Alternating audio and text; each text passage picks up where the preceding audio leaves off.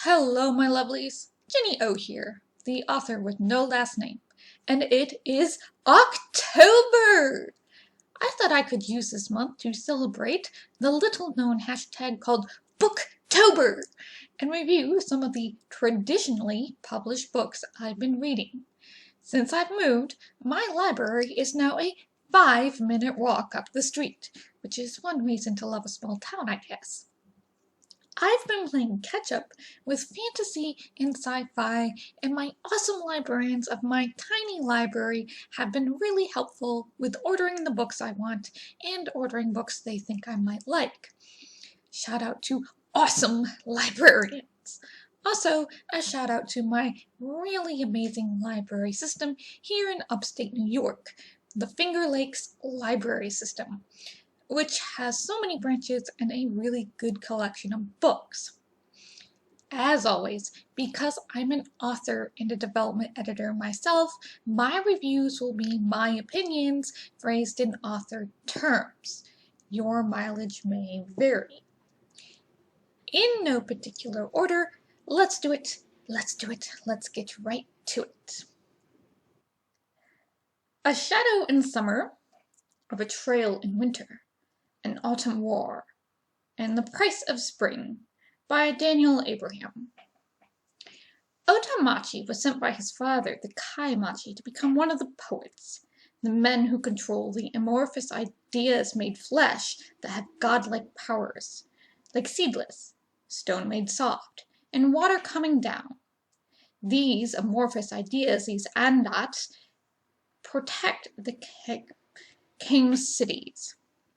Seeing through the harsh lessoning required to become a poet, Otamachi rejects the poets and decides to forge his own path. By not taking the brand and taking himself out of secession, he puts the Kaim cities at risk from the ever-growing, ever-fearful of the Kaim Galt Empire. Ota only ever wants a simple life and finds himself over his life again and again being both friends with the poets and yet on the opposite side. In Shadow of Summer, Oda must make a choice between the woman he loves, his friend Mati, who also loves the same woman, and the continuation of the conniving Andat Seedless, who, like all Andat, longs to be free and has put the lives of the innocents in Galt at great risk to do so. In A Betrayal in Winter, Ota's father is dying, and kind tradition insists that all the brothers must kill each other until one remains. Oda doesn't want to become Kaimachi, but he's been blamed for the death of one of his brothers, which he had nothing to do with, and when his other brother dies, leaving the city without a Kai, he must make a choice on whether to step up and take leadership or let the city fall into chaos. In An Autumn War, the country of Galt is ready to make war upon the Kaim cities. Otamachi, Kai of the city of Machi, must send the one he trusts most to try and stop the Galt. Except the poets have been betrayed and the Andat are destroyed, and the poet Mati makes a choice to call back Seedless, with devastating results.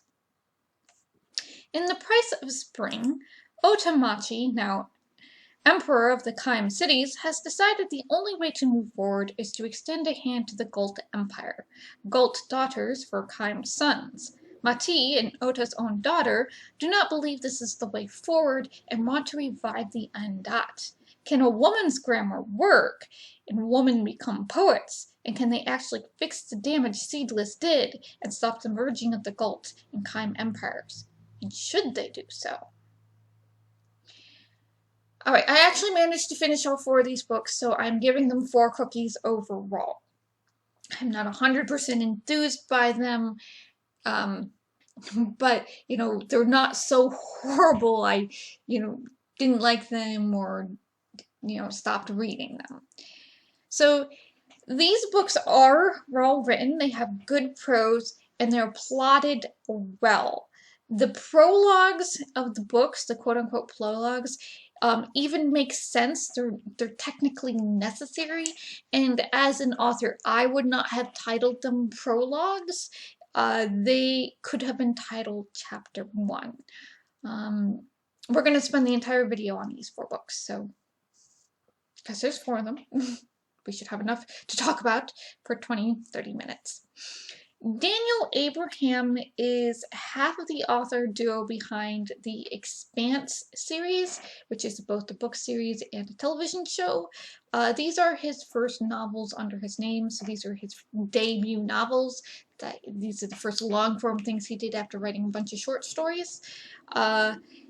These novels revolve kind of around the relationship between Ota and Mati, and how they are friends, and how Mati sees Ota as type of a mentor, and at the same time they're enemies because they have both loved the same woman, and they're enemies because Ota is not enthused with the concept of being a poet and enslaving the Andat, while Mati is I don't know how enthused he is about the Andat, you know, and he's more in line with I think the Andat are necessary because they protect the Kaim cities, and even though it means the Gold Empire is completely and always afraid of us and on the verge of attacking us at every time, and then they, you know, and it, you know, it kind of comes to this head in the Autumn War there. So these two have made different choices. They started in the same place. They started at the same poets' school. They are both children that have been rejected by their fathers, but they made different choices along the way to what to do. And it really feels like, in my opinion, Mati never actually grows up. You know, he still sees himself, even as an adult man near the end of his life, in kind of this rivalry with Ota. The world is really thought out. The concept of the Andat is really interesting. Like, you know, the poets have to come up with the right words and the right grammar and the right ideas to pin these godlike beings into existence, to create them. And if they do it wrong, they die and horrible things happen to them. And how the Andat are constantly fighting the poets to be released, because they're just ideas, these amorphous ideas. They don't want to be flesh, they just want to be out there doing, you know, they don't want to exist. This whole group of people who used to be part of this empire with this very sophisticated culture and a whole kind of like a series of, you know, body and hand poses to have entire conversations without saying a word, luxurious, very fantastical type of clothing system, clothes that they wear, you know, they have all these books and very high culture and so on and so forth. And then versus the Gold Empire, which we don't spend a lot of time in, so they're kind of portrayed as, you know, constantly greedy, constantly hungry for slaves, and they're riding out and they're conquering people and they're taking everything they have and then taking them back to the empire instead of like building a civilization with the people they've just conquered. You know, between the various characters that are used as point of view characters, including Liat, the girl that both Mati and Ota love, and she had her own like mentor. That person's a POV character for a while. Oda's daughter is a POV character. Oda's sister is a POV character. We get to see through these different, you know, points of view, we get to see different levels of how the Kaim Empire works. We just get to see more than just the poets and the ruling class, so we do spend most of our time with Mati in the poets and what's going on there. You know, even though these books are ostensibly about Ota, we don't spend a lot of time with Ota. I think we spend more time with the person who's Ota's like Lord Marshal than we do with Ota himself. It's kind of weird. No, the plot is well thought out. Like, the reason why I'm giving it for Ginger Snaps between the world building and the plot is well thought out. It makes sense. You know, you're not losing me in places here. But what is going on with some of these books is that they're definitely written in the mode of epic fantasy. Okay, so you get very much epic world building fantasy here versus some of the situations that are set up, especially let's say in the Betrayal in Winter, where okay, Ota's father, the Kai, is dying. So now his brothers are, you know, who are older. They didn't kill themselves when they were young. They were all older. So he has 3 brothers. And the 3 brothers are supposed to, when the Kai dies, they're supposed to go to war with each other and kill each other until there's only one remaining. It doesn't mean who's best, it just means who remains to lead the city. And in the beginning, one brother is murdered. And then the other 2 brothers run off because, hey, they didn't kill their brothers. They don't know who did it. And the whole concept is it Ota? And then, you know, we learn from Ota, oh, I didn't do this. So now they're trying to figure out who actually is trying to kill the brothers. What is the goal here? But in the way the book is set up in the Betrayal in Winter, it is actually revealed pretty early on who is the mastermind behind killing the older brother, behind killing all the brothers. And like, it's more of a, are they going to get away with it versus a mystery? And the book would have had a better tension, a better mystery, a better feeling to it, you know, better pacing to it, if we had spent less time with the person who actually did it, because they're not very sympathetic. And though I can understand why they did it, I do understand. I do get the motivation. I understand that. Versus spending time with Ota, and Ota going on this journey with Ota to figure out who did it. You know, it would have been more tense, especially since Ota is supposed to be ostensibly the main character. This whole saga is revolving around Ota's decisions are the one changing the world.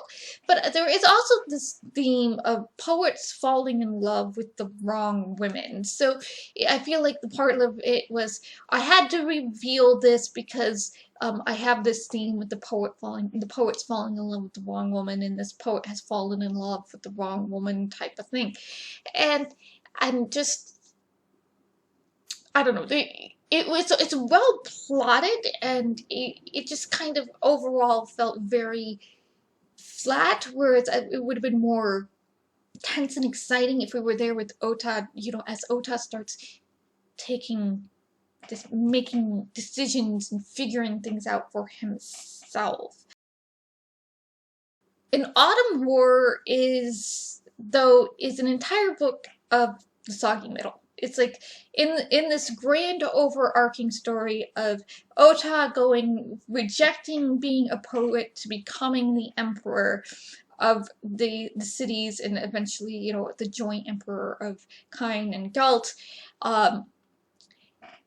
There's the middle of the story is when Galt decides to get rid of the Andot and go after the cities, and it's just a very, very soggy middle. The Autumn War is a very soggy middle book. So I've honestly, read the first 5 chapters, read the last 5 chapters. You'll probably get the gist of the entire story. I mean, I don't know, go to the middle and read a chapter there and just skim or whatever. But it's a very soggy middle book. It's not really necessary. If it had been as well structured as the other 3 books, I would have said, okay, this is 5 stars, even though it's not my cup of tea 5 stars type of thing. So it's just a very soggy middle. It could have used some tightening up there. It's mostly because all of it is, we were introduced to new characters, and we were introduced to these people that really had no bearing on what was going on with Ota's mind and other things. Like, oh, okay, the poets are betrayed, whatever, and Mati or whatever. And Ota and Mati had nothing to do with what was going on with the poet that was betraying them, because the poet that was betraying them had actually no personal ties to Ota and Mati at all. So it was very, very soggy. It was just, it needed a little bit more time, I think. And overall, in my opinion, the characters feel very flat and very shallow. What I mean by flat and shallow is they don't really have any personal wants or goals or needs, or I don't know what they like, I don't know what they dislike. I mean, I don't know what if they have any hobbies.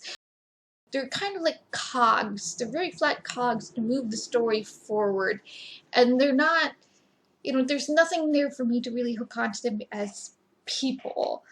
And every single time that they have personal conflicts with each other or whatever, or you know, personal contacts between the women or between Mati and Ota, or let's see, the Lord Marshal and Ota's are in this personal conflict over Ota's wife because they both love her or whatever, and they just manage to wiggle away from these personal conflicts like fish. You know, it just never, those personal conflicts are never important. We solved that years ago, glossed over, completely ignored. Things are just happening to them, and you know, over and over again, and they're not actually choosing to do things. And the very few times that they actually choose to do things, they choose to have character agency, they choose to act instead of react, it's usually for, you know, things go wrong. So while the stuff that is happening is interesting, it's well plotted, you know, I can see how we get from the beginning to the end. It's just the human aspect, the stories that would be interesting, the stories that would keep me turning pages, that would make me want to come back and revisit this world. The characters being there, you know, the characters being well fleshed out, and, you know, just doing things that make you laugh. I mean, it's just, you know, I really wanted to see, you know, oh, here's stories about Ota being a courier, or his romance with his wife, or the whole love triangle, or, you know, even the love triangle between Liat and Mati and Ota is not well thought out, because for most of the time, you know, Ota is gone. So Ota's gone, and Mati and Liat get together, and then Ota comes back, and he, you know, does he feel betrayed? No, well, not really, because while he was gone, he decided he didn't really love her. You know, it's just this, like, so stuff that could have been, like, interesting and complex, even if it's just a love triangle, you know, was just completely and totally, oh, well, it doesn't really matter. And it was just like, then why bring it up? Why do this? This makes it feel so flat and not worth my time.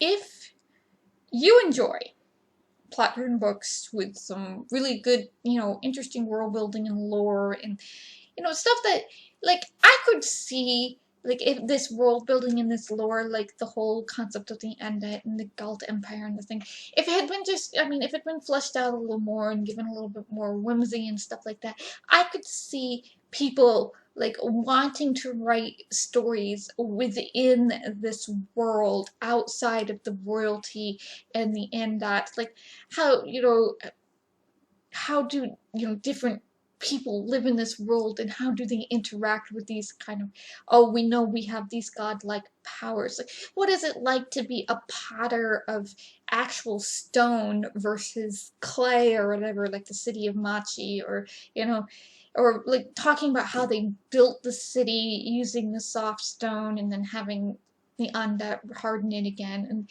or, you know, or what type of Undet could women make different than, you know, male poets make after, you know, the women come up with their grammar versus the male Undet grammar. So, I could see it being a really interesting world to play in. So if you kind of like that thing, if you kind of like the idea of this is a really interesting world, and, you know, they set down some interesting concept and how the rules of how it works and the different layers of society and things like that. And, you know, this is what has happened, kind of like in a history of what has happened. If you like that type of thing, you're going to really like these books. If that's the type of books you really like. If you really, really need Otamachi to be the main character and to be there, you know, to have them be like really dimensional and well thought out and have this goal for their lives and stuff like that. If you want that main character driven type of story where the character is choosing to do things, like something happens and the character chooses to do something, and or the character causes something to happen, so now he has to fix it, these are not books for you. They're well plotted out, they're well thought out, the world building is good, it's just they're for a very specific type of reader. If you're not that type of reader, you are probably going to get bored very, very fast. And I stand by the fact that An Autumn War is the soggy middle of all four of those books, and, you know, just skip it. Have you read any of these books? What's your opinion? Sound off in the comments below. If any of these books sound interesting to you, please support your local library, and if it's anything like mine, they'll tell you how much money you're saving. Woot! Also, please try supporting the authors of books you really love by buying their books and leaving them reviews, and most importantly, telling your friends. Happy Booktober! Thanks for listening. Bless, stay safe, and I'll see you in the next video.